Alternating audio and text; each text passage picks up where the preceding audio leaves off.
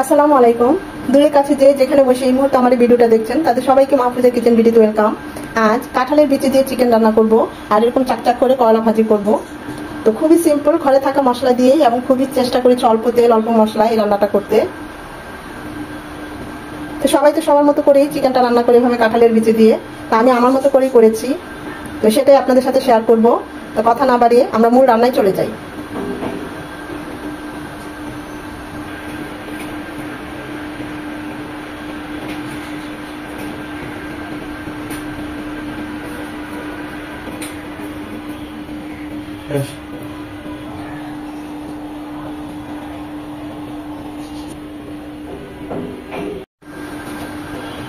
করলা চাকচাক করে কেটে নিয়েছি, একটু পাতলা পাতলা করে নিয়েছি, এটা পাতলাটাই বেশি ভালো লাগে, চাইলে আর একটু মোটা করে নিতে পারেন। দিয়ে দিচ্ছি সামান্য লবণ, হলুদ গুঁড়ো সামান্য, বেশি না একদম সামান্য, একটু মেখে নেব। যে কোনো আমরা পটল ভাজি করলা ভাজি এভাবে যদি চাকচাক করে নেই, কুমড়ো এভাবে চাকচাক করে নেই, সেখানে মরিচ গুঁড়োটা আমি দেই না, গলা বুক জলে। তাই শুধু একটু হলুদ গুঁড়ো আর এরকম একটু লবণ দিয়ে মাখিয়ে ভেজে নেই। খেতে অসম্ভব ভালো হয়, যদিও খুবই সিম্পল কিন্তু খেতে খুবই ভালো হয়। এটা মাখিয়ে নিলাম। আমরা এখন চুলায় চলে যাব। প্যানে দিয়ে দিচ্ছি সয়াবিন তেল 4-5 চামচের মতো। আমরা তো কুচিয়ে করলা ভাজি খেয়ে থাকি, চিংড়ি দিয়ে বা এমনি করলা ভাজি এভাবে চাকচাক করেও ভাজলে খুবই ভালো লাগে।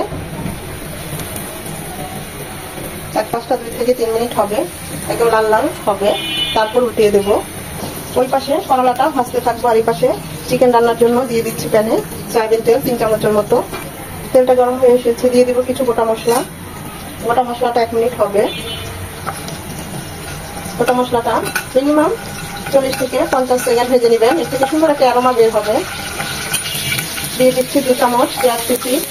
যখনই এলাচটা দিবেন ছোট করে দিবেন, এর থেকে সুগন্ধটা বের হয়ে আসবে, পেঁয়াজ কুচিটা নরম হবে।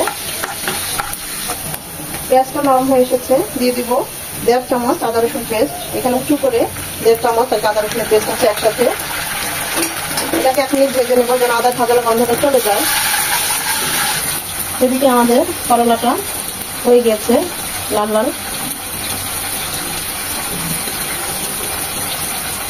যারা ঝাল পছন্দ করেন সামান্য মরিচ গুঁড়ো দিতে পারেন।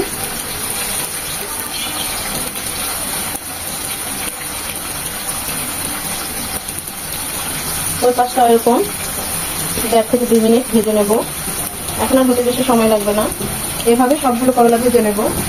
আদা রসুনটা 1 মিনিট ভেজে নেওয়ার পর এখানে আমি 1.5 চামচ হলুদ গুঁড়ো, 1 চামচ মরিচ গুঁড়ো, 1 চামচ ভাজা জিরে গুঁড়ো, 1/2 চামচ গরম মশলা গুঁড়ো পানি দিয়ে গুলিয়ে দেবো।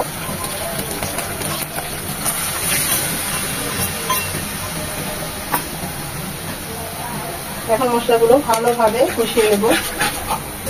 বাটিটা দিয়ে আর একটু পানি দিচ্ছি যেন মশলাগুলো খুব ভালোভাবে কষানো হয়। ওই পাশে মশলাটা কষাতে থাক, এ পাশে আমাদের করলাগুলো ভাজা হয়ে গিয়েছে।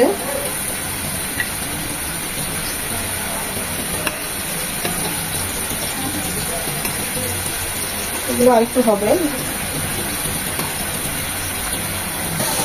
মশলাটা যত ভালোভাবে কষানো হবে রান্নাটার টেস্ট তত বেশি ভালো হবে।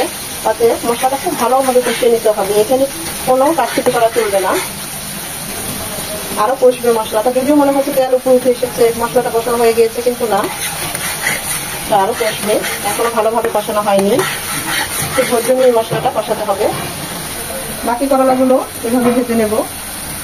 খেয়াল রাখতে হবে মশলাটা যেন আবার পুড়ে না যায়, তাহলে কিন্তু রান্নার টেস্ট হবে না, এবারে হাওয়া হয়ে যাবে। যে কোনো রান্না পুড়ে গেলে কিন্তু খেতে ভালো লাগবে না। এখানে আমি পাকিস্তানি চিকেন নিয়েছি, খুব ভালোভাবে কেটে ধুয়ে নিয়েছি, রেগুলার কাট করে কেটে নিয়েছি। এখানে আমি 2টো মুরগি নিয়েছি, কেটে সেটা সবকিছু মিলিয়ে 1.5 কেজির মতো হবে। এক একটা মুরগি 8 পিস করে নিয়েছি। মশলার সাথে এখন চিকেনগুলো খুব ভালোভাবে কষিয়ে নেব।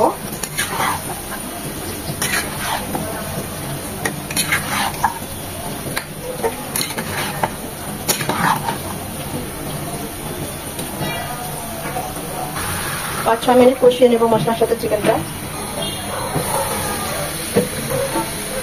5-6 মিনিট কষিয়ে আমি অবশ্য মাছ হালকা নেড়ে দিয়েছি, চিকেন থেকে কিছুটা পানি ছেড়েছে। এখানে দিয়েছি কাঁঠালের বিচি। আমি কাঁঠালের বিচিটা কাঁচা, মানে সেদ্ধ করি নাই, একদম কাঁচা। এভাবে উপরের খোসাটা যতটুকু পেরেছি ছেড়ে নিয়েছি, সেটা দিয়ে দিচ্ছি। এটা যদি ব্রয়লার মুরগি হতো তাহলে কাঁঠালের বিচিগুলো হাফ ডান, মানে হাফ সিদ্ধ করে দিলে ভালো হয়, তখন হাফ ডান করে দিবেন। তাহলে কাঁঠালের বিচিগুলো খুব শক্ত, সেদ্ধ হতে সময় লাগে। আমার যেহেতু এটা পাকিস্তানি মুরগি, হাট মুরগি, এটা হতেও সময় লাগবে, তাই আমি আর কাঁঠালের বিচিটা সেদ্ধ করে দিলাম না, এভাবেই কাঁচাটা দিয়ে দিলাম। আর চিকেনের সাথে কাঁঠালের বিচিটাও সেদ্ধ হয়ে যাবে। এটাও 3 থেকে 4 মিনিট কষিয়ে নেব। চিকেনটা যখন খুব ভালোভাবে কষে আসবে, দিয়ে দিব হাফ কাপ টক দই। একটু ফেটে দিয়েছি, হাতে বানানো, ঘরে বানানো, তাই একটু পানির পরিমাণটা বেশি। আর যখনই টক দইটা দিবেন অবশ্যই চুলার আঁচ একদম লো হিটে রাখবেন।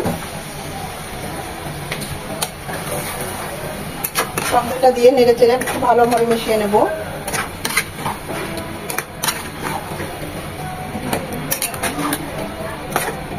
এই টক দইটা খুব একটা টক না, যেহেতু ঘরে বানিয়েছি।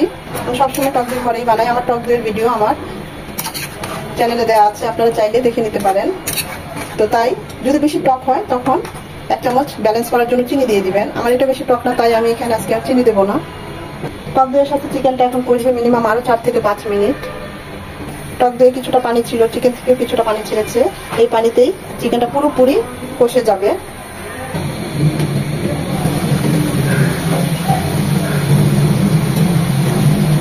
চিকেনটা একদম কষানো হয়ে গিয়েছে, একদম দেখুন মশলা সব চিকেনের গায়ে গায়ে লেগে গিয়েছে। দুটো টমেটো কিউব করে নিয়েছি, সেটা দিয়ে দিচ্ছি।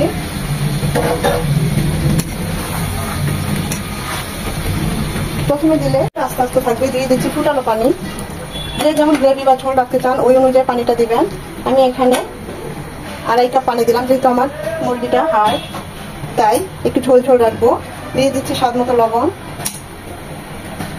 ফ্লেভারের জন্য 4টা কাঁচামরিচ, এরকম আদাটা একটু ভেঙে দিয়েছি যেন ফ্লেভারটা বের হয়ে আসে। এটা রান্না হবে মিনিমাম 15 থেকে 20 মিনিট। 5 মিনিট পর চিকেনটা প্রায় হয়ে এসেছে। দিয়ে দিব হাফ চামচ জায়ফল জয়ত্রী গুঁড়ো। সবার শেষে, যে কোনো কারিতে সবার শেষে দেখবেন যে মশলাটা দেওয়া হয় বা যেটাই দেওয়া হয় সেটার ফ্লেভারটা কিন্তু থেকে যায় সেই কারিতে।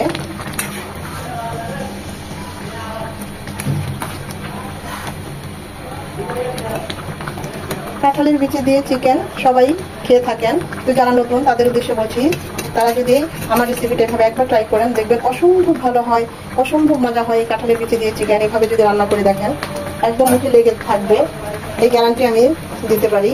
এতটাই ভালো হয়। এই পর্যায়ে আপনারা লবণের টেস্টটা, ঝালের টেস্টটা করে নিতে পারেন। যে যেমন ঝাল আর লবণ খান ওই অনুযায়ী দিবেন। আমি ঝাল আর লবণের পরিমাণ সেজন্য বলি না। এটা হবে আরো 5-6 মিনিট। এখন আর ঢাকবো না, আর একটু এভাবেই 2-3 মিনিট এভাবে কুক করে তারপর ঢেকে দেবো।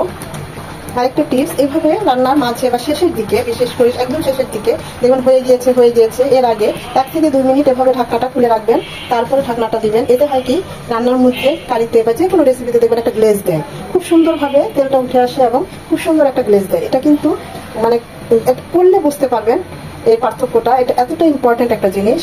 তো এখন ঢেকে দিব, রান্না হবে আরো 4 থেকে 5 মিনিট।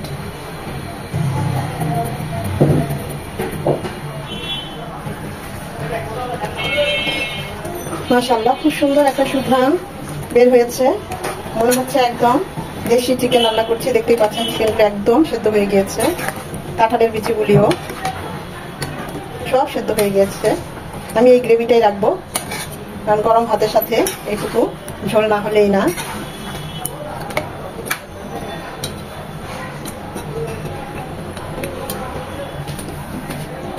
লুকসটা কত সুন্দর এসেছে দেখতেই পাচ্ছেন।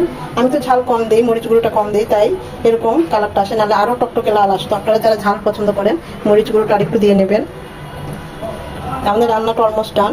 আমি চুলাটা অফ করে দেবো এখন।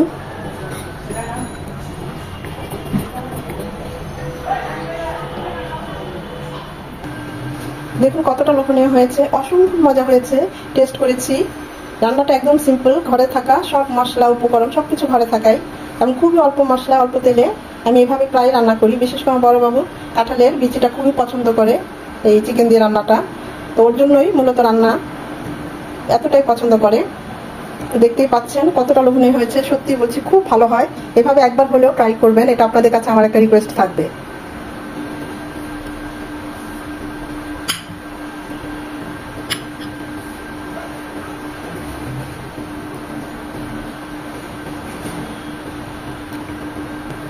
আশা করি ভিডিওটা আপনাদের ভালো লেগেছে, আর যদি ভালো লেগে থাকে এভাবে একবার হলেও ট্রাই করবেন। আশা করি নিরাশ হবেন না। ফ্রেন্ডস এন্ড ফ্যামিলির মাঝে বেশি বেশি করে শেয়ার করে দিবেন, যেন তারাও দেখার সুযোগ পায়। আর এতক্ষণ যারা ধৈর্য ধরে আমার এই ভিডিওটা দেখেছেন তাদের সবাইকে অসংখ্য অসংখ্য ধন্যবাদ। গার্নিশের জন্য কিছু পেঁয়াজ বেরেস্তা ছড়িয়ে দিচ্ছি। আর এই সেই আমার মজাদার চাকচাক করে করলা ভাজি, গরম ভাত দিয়ে খুবই ভালো লাগে। আর এই করলাগুলো তেতো না, আর এভাবে ভাজলে তো একদমই তেতো না, একদম ছোট থেকে ছোটরাও খেতে পারবে। এভাবে যদি করলাটা চাকচাক করে ভেজে নেন, খেতে অসম্ভব ভালো হয়। এইভাবে একবার করলে দেখবেন বারবার এভাবেই করে খেতে ইচ্ছে করবে। আর চিকেনের কথা কি বলবো, সেটা তো দেখেই বোঝা যাচ্ছে কতটা লোভনীয় হয়েছে এবং কতটা মজার হয়েছে। অসম্ভব ভালো হয়েছে, যা বলে বোঝাতে পারবো না।